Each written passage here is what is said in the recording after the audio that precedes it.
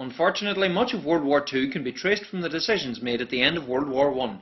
The blame was laid on Germany for causing so much hostility, and as a nation, they got the brunt of the guilt. In the closing days of World War I, the Germans ousted the Kaiser and became a republic, but they went into a deep depression as a nation. It was not helped by the global financial crash of 1929. Germany's economy collapsed. Currency was worthless. Amidst this chaos, an Austrian politician would rise up to give the nation hope. His name was Adolf Hitler. The Treaty of Versailles had left many countries with internal wars for power. Communism was now the big power in Russia.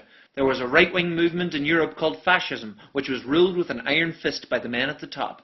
Fascists felt threatened by communism as it sought to spread wealth equally amongst the people, theoretically at least.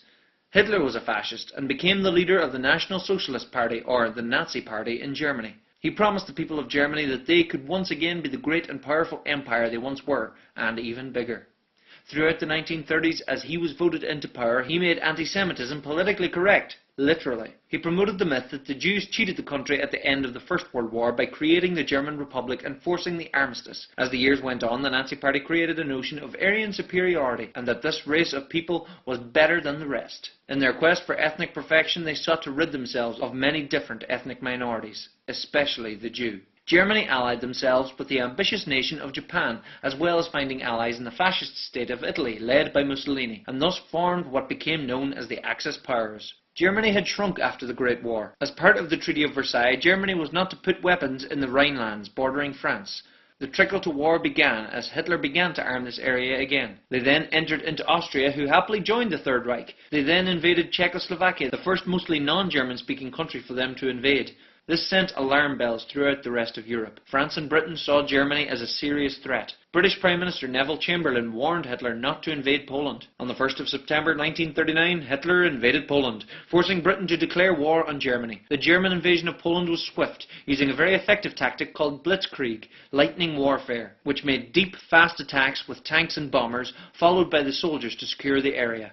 After conquering Poland, Denmark and Norway, Germany turned west. The German army pushed through the Low Countries quickly and efficiently. France and Britain moved through Belgium to meet them, but the German forces were too quick. The surviving forces had a mass evacuation of mainland Europe from Dunkirk. France quickly surrendered. Hitler mockingly accepted the surrender in the same train carriage the Germans had ended the First World War in defeat. Britain's saving grace was that it was an island. The Germans planned an invasion, but Britain had superiority in the sea and air, forcing the Germans to cancel the invasion, but they surely bombed the cities of Britain. Ireland, while only a fledgling nation, remained neutral during the war, besides allowing Britain to use Irish airspace in the Donegal corridor.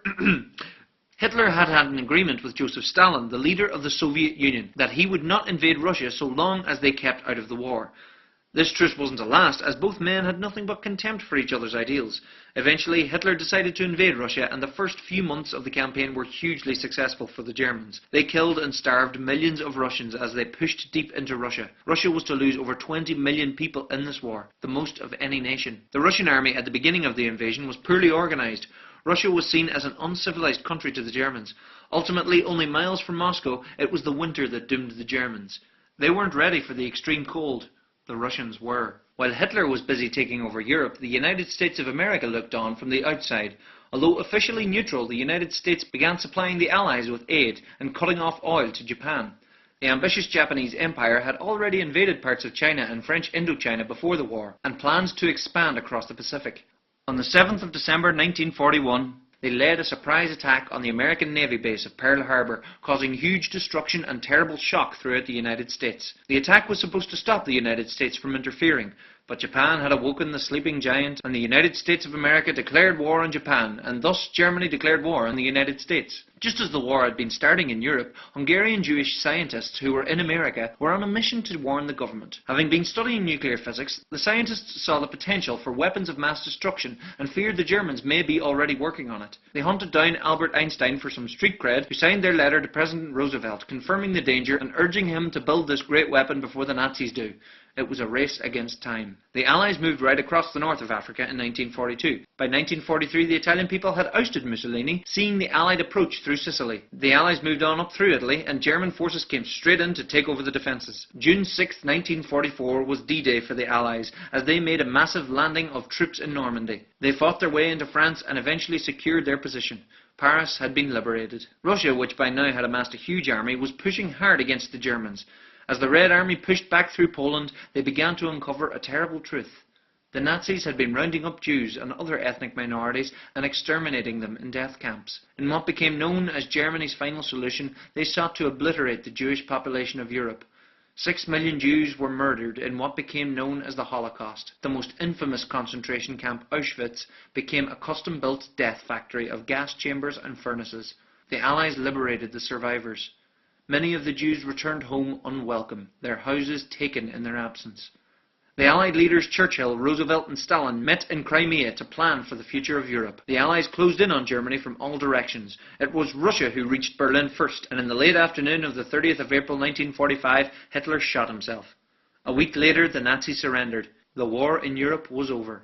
Meanwhile, the United States was still fighting a war against Japan across the Pacific Ocean. They had been preparing an invasion of Japan when the scientists had finished developing their secret weapon that was supposed to be used against the Germans. It was an atomic bomb. New American President Harry Truman chose to use this weapon and hopefully avoid a full-scale invasion. On August 6, 1945, the Americans dropped an atomic bomb on the city of Hiroshima. The city centre was flattened and people were vaporized. Many people who had survived the initial blast died days later from radiation poisoning from the radioactive bomb. The Soviet Union then declared war on Japan. They did not surrender, so America dropped another atomic bomb on Nagasaki. Days later, the Japanese surrendered, ending the Second World War.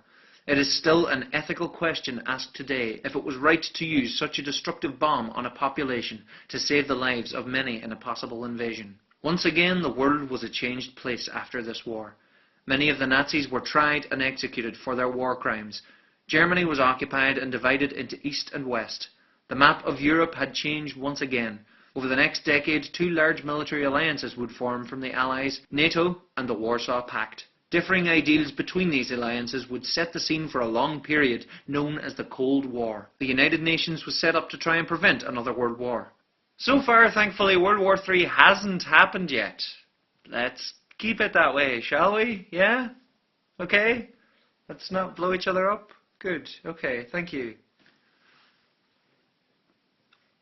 Once again, thanks everyone for watching. Hope you enjoyed it. Don't forget to subscribe. Find me on Facebook and Twitter. You can get the links here. And if you haven't already, check out World War I in 6 minutes to find out more about the First World War. Please share and enjoy.